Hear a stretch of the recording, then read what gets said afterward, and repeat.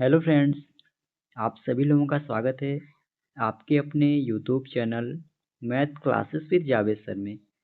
तो फ्रेंड्स, जैसा कि आप लोग जानते हैं कि हमने बीच में करंट अफेयर्स की क्लास लेना बंद कर दिया था, लेकिन अब हम उसे फिर से शुरू कर रहे हैं, जिसमें हम लोग करंट अफेयर्स के सेशन में आज 1 और 2 नवंबर के करंट अफेयर्स के सेशन को डिस्कस करने वाले हैं। तो आप इस पूरे सेशन को अंत तक जरूर देखिएगा। और अगर आप हमारे इस वीडियो को पहली बार देख रहे हैं तो चैनल को सब्सक्राइब करना ना भूलें, ताकि हमारे द्वारा कुछ भी अपडेट किया जाए उसका नोटिफिकेशन आपको सबसे पहले मिल सके। और इस वीडियो का पीडीएफ आपको हमारे टेलीग्राम चैनल पे मिल जाएगा, जिसका लिंक वीडियो के डिस्क्रिप्शन में दिया गया है। आप उसे वहाँ से इजीली डाउनलोड कर सकते हैं। तो चलिए हम लोग आज के सेशन को करते हैं स्टार्ट। और एक बात और आप लोगों को बता देना चाहते हैं, आज के जितने भी प्रश्न हैं वह सभी आप लोगों को एमसीक्यू मोड में मिलेंगे, यानी बहुविकल्पी प्रश्नों के रूप में। ठीक है, तो चलिए आज के सेशन को करते हैं स्टार्ट, जिसमें आज का पहला प्रश्न है, राष्ट्रपति द्रौपदी मुर्मू किस लड़ाकू विमान में उड़ान भरने वाली पहली राष्ट्रपति बनी है? तो इसका सही विकल्प हो जाएगा सी, यानी राफेल। तो अभी राष्ट्रपति द्रौपदी मुर्मू ने 29 अक्टूबर 2025 को हरियाणा के अंबाला वायु सेना स्टेशन से राफेल लड़ाकू विमान में 30 मिनट की उड़ान भरी, और इस ऐतिहासिक उड़ान के साथ वह राफेल जेट में उड़ान भरने वाली पहली भारतीय महिला राष्ट्रपति बन गई हैं। अब बात करें राफेल विमान की, तो राफेल यह फ्रेंड्स एक अत्याधुनिक फ्रांसीसी मल्टी रोल लड़ाकू विमान है, जिसे डसॉल्ट एविएशन कंपनी ने बनाया है। और यह विमान फ्रेंड्स हवा से हवा, हवा से जमीन और हवा से समुद्र में भी हमले करने की क्षमता रखता है। और इस राफेल को सन 2020 में भारतीय वायुसेना में शामिल किया गया था। इस पॉइंट को भी आप लोग नोट कर लेंगे। और इसमें इस कंपनी का नाम आप लोगों को याद रखना है, किस कंपनी के थ्रू इसे बनाया गया है, तो याद रखेंगे डसॉल्ट एविएशन। ओके, चलिए अगले प्रश्न में चलते हैं। अगला प्रश्न है, राष्ट्रीय एकता दिवस कब मनाया जाता है? तो इसका सही विकल्प हो जाएगा बी, यानी 31 अक्टूबर। तो राष्ट्रीय एकता दिवस 31 अक्टूबर को सरदार वल्लभ भाई पटेल के जन्म दिवस पर मनाया जाता है। इस दिवस के उद्देश्य की अगर हम बात करें तो देश की एकता, अखंडता और भाईचारे की भावना को मजबूत करना इस दिवस का उद्देश्य है। और 2025 के इस दिवस की थीम की अगर हम बात करें तो एक भारत आत्मनिर्भर भारत, यह इस वर्ष इस दिवस की थीम है। और अगर आपसे पूछा जाए कि राष्ट्रीय एकता दिवस का पहला आयोजन कब किया गया, तो आपको याद रखना है 31 अक्टूबर सन 2014 में। ओके, तो राष्ट्रीय एकता दिवस कब मनाया जाता है? याद रखेंगे 31 अक्टूबर को। और किनके जन्म दिवस के अवसर में इस दिवस को मनाया जाता है, यह भी याद रखेंगे, सरदार वल्लभ भाई पटेल। और 2025 के दिवस की थीम क्या है, तो एक भारत आत्मनिर्भर भारत है। और पहली बार यह दिवस कब आयोजित किया गया था, तो 31 अक्टूबर सन 2014 में। चलिए अगले प्रश्न में चलते हैं। अगला प्रश्न है, विज्ञान रत्न पुरस्कार 2025 से किसे मरणोपरांत सम्मानित किया गया है? इसका सही विकल्प हो जाएगा ए, यानी जयंत विष्णु नौर्लीकर। अगला प्रश्न है, हाल ही में दक्षिण कोरिया का राष्ट्रीय सर्वोच्च सम्मान ग्रैंड ऑर्डर ऑफ मुगुंगवा किसे प्रदान किया गया है? तो इसका सही विकल्प हो जाएगा सी, यानी डोनाल्ड ट्रंप। अब ये डोनाल्ड ट्रंप कौन है, आप लोगों को पता ही होगा, यह अमेरिका के राष्ट्रपति हैं। और दक्षिण कोरिया के इस राष्ट्रीय सर्वोच्च सम्मान का नाम आप याद रखेंगे, ग्रैंड ऑर्डर ऑफ मुगुंगवा। ओके, अगले प्रश्न में चलते हैं। अगला प्रश्न है, अक्टूबर 2025 में किसे क्रिकेट में सेवाओं के लिए नाइटहुड की उपाधि से सम्मानित किया गया है? तो इसका सही विकल्प हो जाएगा डी, यानी जेम्स एंडरसन।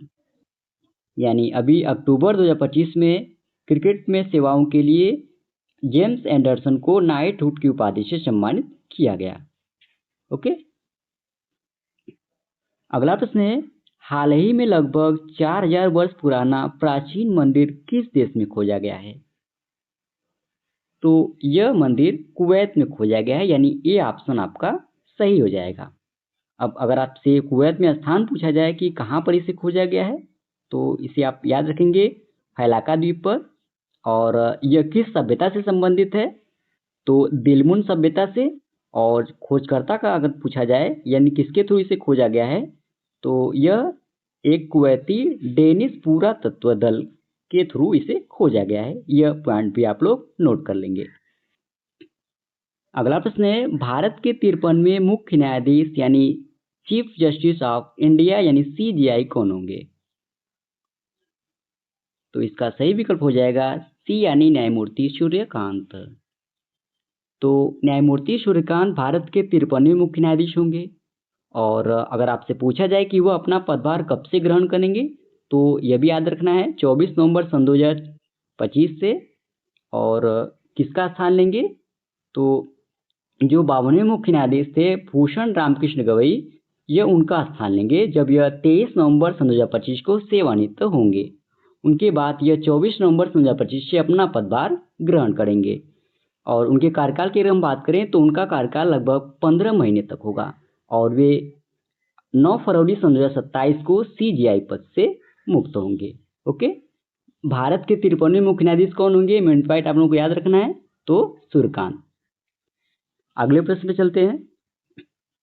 अगला प्रश्न है, हाल ही में टाटा एडवांस्ड सिस्टम और फ्रांस की सफ्रान ने लीप इंजन पार्ट्स इकाई का शुभारंभ कहाँ किया है? तो इसका सही विकल्प हो जाएगा ए यानी हैदराबाद, यानी हैदराबाद में इसका शुभारंभ किया गया है। ये ऑप्शन आपका सही है। अगला प्रश्न है, कैमरून में 92 वर्षीय पॉल बिया ने लगातार कितनी बार राष्ट्रपति पद संभाला है? तो इसका सही विकल्प हो जाएगा बी यानी 8वीं बार। यह फ्रेंड्स 8वीं बार लगातार कैमरून में जो 92 वर्षीय पॉल बिया हैं, इन्होंने राष्ट्रपति का पद संभाला है। ओके, और आपको बता दें पॉल बिया ने फ्रेंड्स 12 अक्टूबर 2025 को हुए राष्ट्रपति चुनाव में आधिकारिक रूप से विजयी घोषणा हुए।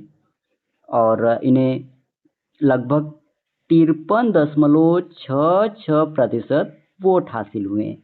और इनके जो विपक्षी उम्मीदवार थे उन्हें 35.19% वोट मिले। ओके, और आप लोगों को महत्वपूर्ण पॉइंट बता देना चाहते हैं इसमें, पॉल बिया ने फ्रेंड्स 1982 से सत्ता संभाली और अब तक लगातार वह लंबे समय तक राष्ट्रपति पद पर बने हुए हैं। ओके, तो यह इस बार 8वीं बार कैमरून के राष्ट्रपति बने हैं। और इनकी उम्र कितनी है? तो 92 वर्ष। अगले प्रश्न में चलते हैं। अगला प्रश्न है, वर्ष 2025 में ग्लोबल फाइनेंस द्वारा दुनिया का सबसे अच्छा कंज्यूमर बैंक किसे घोषित किया गया है?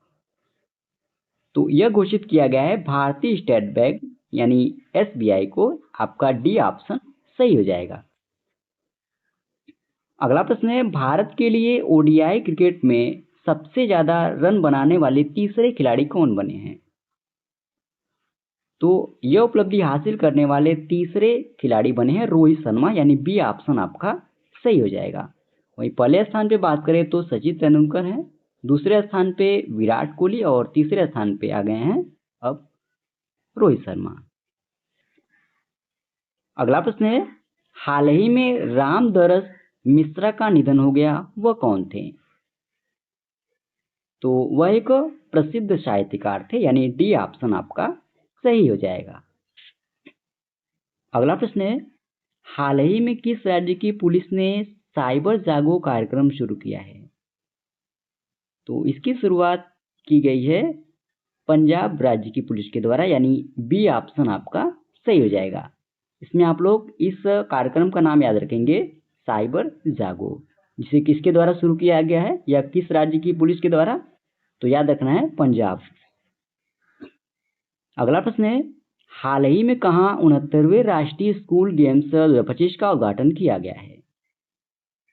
तो इसका उद्घाटन किया गया है अरुणाचल प्रदेश की राजधानी ईटानगर में, यानी ए ऑप्शन आपका एकदम सही हो जाएगा। अगला प्रश्न है, हाल ही में मैक्सिकन ग्रैंड प्रिक्स 2025 किसने जीता है? तो इस किताब को जीता है लैंडो नोरिस ने, यानी बी ऑप्शन आपका सही हो जाएगा।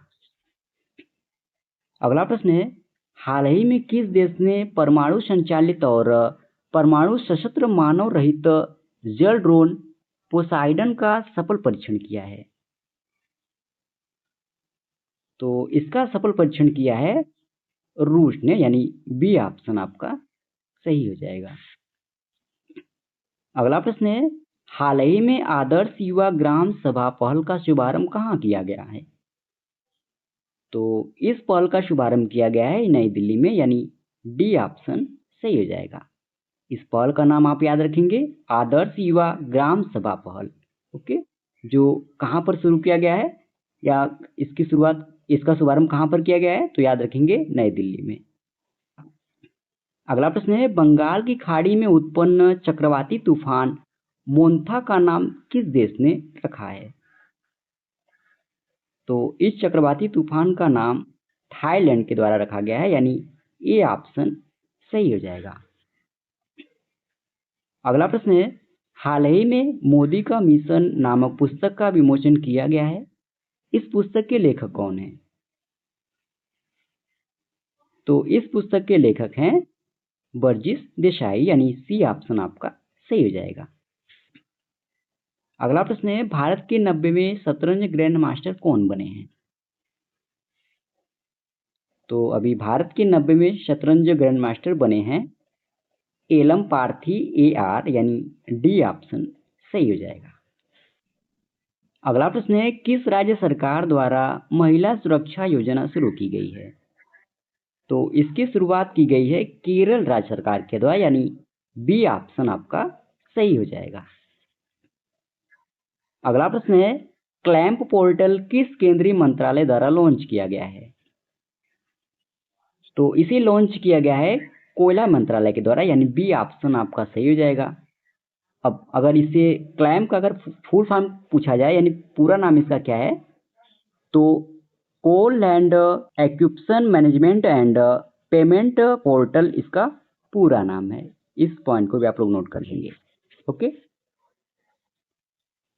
और आज का लास्ट प्रश्न है, दुनिया का सबसे बड़ा कीट एटलस मॉथ हाल ही में भारत के किस राज्य में पाया गया है? तो यह पाया गया है कर्नाटक में ने, यानी ये ऑप्शन आपका सही हो जाएगा। तो इसी प्रश्न के साथ ही फ्रेंड्स, ये आज का हमारा डेली करंट अफेयर्स का सेशन समाप्त होता है। आशा करते हैं आज का आपको सेशन अच्छा लगा होगा, और इस वीडियो का पीडीएफ आपको हमारे टेलीग्राम चैनल पे मिल जाएगा, जिसका लिंक वीडियो के डिस्क्रिप्शन में दिया गया है। आप उसे वहां से इजीली डाउनलोड कर सकते हैं। और अगर आप हमारे इस वीडियो को पहली बार देख रहे हैं तो चैनल को सब्सक्राइब करना ना भूलें, ताकि हमारे द्वारा कुछ भी अपडेट किया जाए उसका नोटिफिकेशन आपको सबसे पहले मिल सके। और इस वीडियो में लास्ट तक बने रहने के लिए धन्यवाद। आज के लिए इतना ही। जय हिंद, वंदे मातरम।